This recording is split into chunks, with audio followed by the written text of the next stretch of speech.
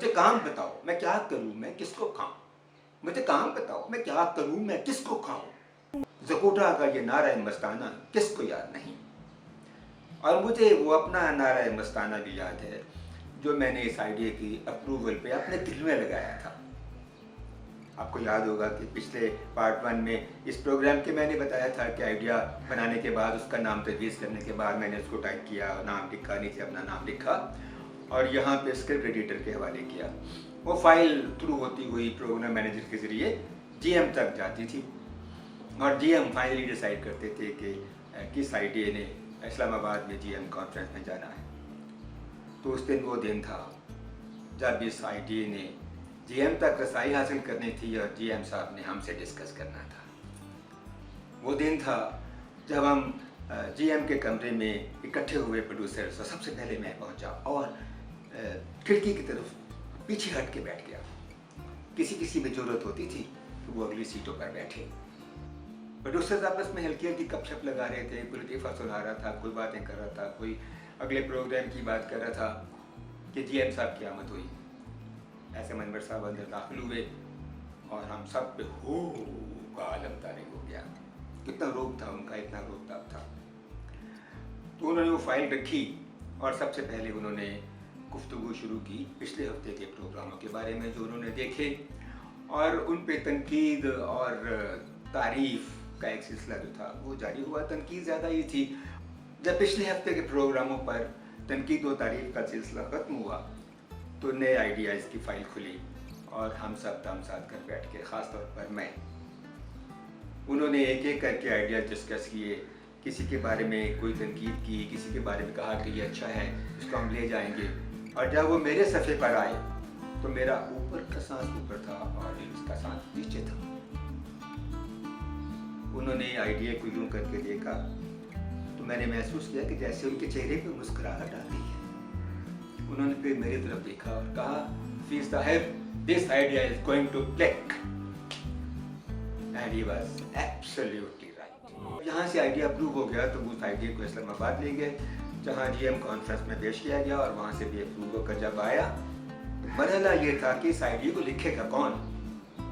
सबसे पहले मेरे दिन में डॉक्टर यूनुस भट्ट का नाम आया। यूनुस भट्ट को आप लोग जानते हैं, हम सब उम्मीद पे हैं और इस तरह के दूसरे प्रोग्राम, बड़े कामयाब किताबें भी लिखी उन्होंने। डॉक्टर यूनुस भट्ट हमारे पाकिस्तान टेलीविज़न की प्रोडक्ट हैं। हमारे उस्तादों के उस्ताद सर अबर हयात ने उन्हें ग्रूम किया, उन्हें स्क्रिप्ट लिखना सिखाया और उनकी पहली सीरियल डायरेक्ट और प्रोड्यूस की। फिर हमारे भी दोस्त थे, वो खूबसूरत थे, जवान थे, तो मैंने अपने कैमरे से उनकी बड़ी ज़बरदस्त तस्वीरें बनाई, उनकी मॉडलिंग कराई, इस एंगल से उस एंगल से वगैरह। मेरा ख्याल था कि वो फ़ौरन कहे कि हाँ फीस था मैं लिखता हूँ, मगर उन्होंने रिफ्यूज़ कर दिया। मैं परेशान हुआ। फिर मैंने उसके बाद अपने यार अजीज़ असगर नदीम सैयद से बात की। असगर नदीम सैयद साहब उस वक्त तक बहुत नाम बना चुके थे। उन्होंने बहुत कामयाब ड्रामे तहरीर किए। वो अदीब, शायर और दोस्तों के दोस्त, तनकीद निगार भी थे। मैंने कहा जनाब असगर साहब ये ड्रामा लिख दीजिए। वो अपने हस्बे स्टाइल, उनका जो स्टाइल है, थोड़ी देर के लिए सोच में घूम गए और फिर कहने लगे कि नहीं रिश्ता है, मैं ये नहीं लिखूँगा। फिर मैंने अपने ज़माने के नामवर ड्रामा निगार डॉक्टर यूनुस जावेद से बात की। डॉक्टर यूनुस जावेद के क्रेडिट पे रगों में अंधेरा और अंधेरा उजाला जैसे शानदार ड्रामा सीरियल्स मौजूद थे। जब मैंने उनसे बात की तो उन्होंने भी इनकार कर दिया। मैं हैरत में भी गुम हुआ और मुझे अफसोस भी हुआ, लेकिन मैं हिम्मत हारने वाला नहीं हूँ। अल्लाह का करम है मुझ पर। फिर मैंने गौर ख्वास शुरू किया। फिर मैंने सोचा हफीज़ ताहिर तुम खुद ही ये ड्रामा लिख लो। फिर मुझे एक सेकंड थॉट आया। मैंने कहा नहीं, अगर मैं ड्रामा लिखने में पड़ गया तो फिर क्या होगा। फिर मेरी production, pre production, wardrobe, properties, casting, directing, the actors को कौन देखेगा, और मैं लिखने में लगा रहूँगा। फिर मैंने लिखने का आइडिया तरक कर दिया और दोबारा से गौर ख्वास शुरू किया। फिर एक दिन खामोशी में बैठे हुए मेरे जहन में ए हमीद साहब का नाम आया। ए हमीद साहब का नाम बहुत बड़ा नाम था।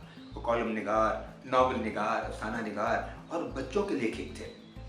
उन्होंने बच्चों के लिए बहुत अच्छा काम किया। पाकिस्तान टेलीविज़न के लिए अलिफ लाला के काफ़ी सारे ड्रामे उन्होंने तहरीर किए। जब मेरे जहन में ये सारी बातें गर्दिश की तो मैंने सोचा कि हाँ, ये हमीद साहब से रब्ता कायम करना चाहिए। मैंने उनको फ़ोन किया और वो आईडीए का कागज़ लेके मैं उनके घर चला गया। बैल दी, दरवाज़ा खुला, एक राना आदमी, महीन, दुबला पतला, आंखों में चमक और सर पर सफ़ेद बालियों पे सामने खड़ा था। उसने कहा, अंदर आइए। मैं अंदर गया, जाकर उनके ड्राइंग रूम में बैठा, जाली वाला दरवाज़ा बंद किया।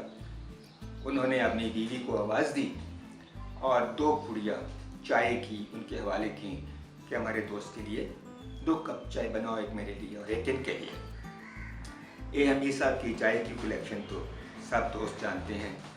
जब दोस्त बाहर जाते थे तो उनके लिए मुख्तलिफ जगहों से वो चाय लेकर आते थे। अने जाने वो श्रीलंका की चाय थी या कहाँ की थी, लेकिन वो बहुत अच्छी चाय थी।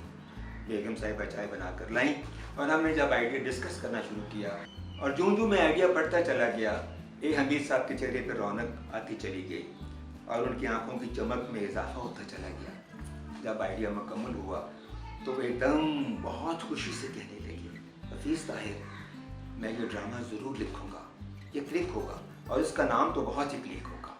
फिर उन्होंने वो ड्रामा दिल से लिखा और मैंने दिल से डायरेक्ट और प्रोड्यूस किया। मैं आज तक सोचता हूँ कि इन दोस्तों ने ऐनक वाला जिन लिखने से इनकार क्यों किया। हो सकता है कि वो सोचते हों कि इस ड्रामे का पैटर्न और आइडिया उनके ज़हनी रुझान के मुताबिक नहीं है, मगर मेरी कैलकुलेशन ये है कि जिस तरह पाकिस्तान टेलीविज़न के डायरेक्टर और प्रोड्यूसर बच्चों के काम को निचली सतह का काम समझते थे, इसी तरह उस ज़माने के बड़े राइटर जो थे वो भी बच्चों के लिए लिखना एक निचली सतह का काम समझते थे। शायद इसीलिए उन्होंने ये ड्रामा ना लिखा हो, मगर मुझे यकीन है कि जब ये ड्रामा कामयाब हुआ होगा तो उस वक्त उनके दिल में ये बात ज़रूर आई होगी कि अगर हम इसे लिखते तो कितना अच्छा होगा। अब एक सवाल अक्सर किया जाता है कि इसके मंतर कौन तहरीर करता था और इसका क्रेडिट भी ए हमीद साहब को दिया जाता है, मगर ऐसा नहीं है। मंत्रों की तख्लीक एक कंबाइंड एफर्ट के तौर पे होती थी।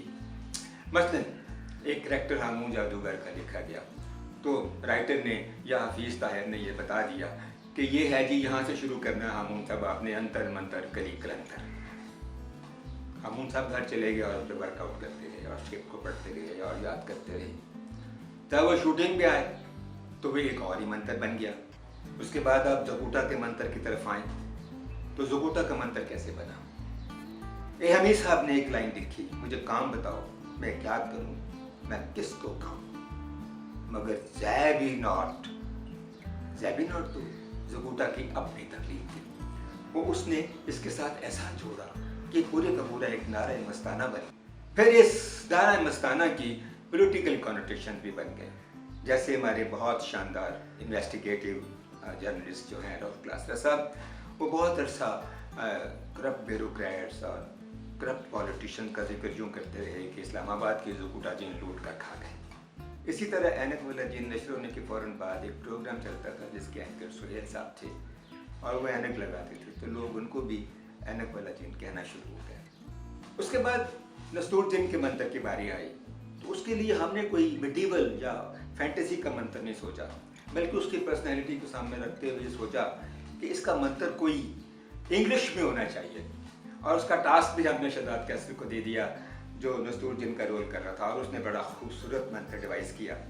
इसी तरह मशहूर व मारूफ कॉमेडियन अलबेला ने जब इसमें ताया अब्बा का रोल किया तो उसने किस तरह का मंत्र डिवाइस किया। ऑफ कोर्स मशवरे से ही सब कुछ होता था, लेकिन इम्प्रोवाइजेशन की गुंजाइश इस ड्रामे में इतनी थी कि 2 अच्छे अदाकार थे, वो अपना मंत्र घर से सोच के आते थे। तो जो मंत्र अलबेला ने सोचा उसका ताल्लुक हमारे फोक हेरिटेज से था, कालियाँ ईटा, काली रोड। और जब तक ऐनक वाला जिन चलता रहा इस तरह के कई मंत्र डिवाइस होते रहे और लोगों के दिलों में घर करते रहे। लेकिन ये सारे एक्टर मुझसे टकराए कैसे, इनका इंतखाब कैसे हुआ, कौन कहाँ से आया, किसने किसकी सिफारिश की और किस तरह वो इसमें पॉपुलर हुआ, ये जानने के लिए देखिए इस सीरीज़ का नेक्स्ट पार्ट 3 यानी ऐनक वाला जिन the inside story Hafeez Tahir के साथ। सब्सक्राइब कीजिए मेरा चैनल और बेल आइकॉन दबाइए ताकि आपको मिलते रहें नोटिफिकेशंस। खुदा हाफिज़।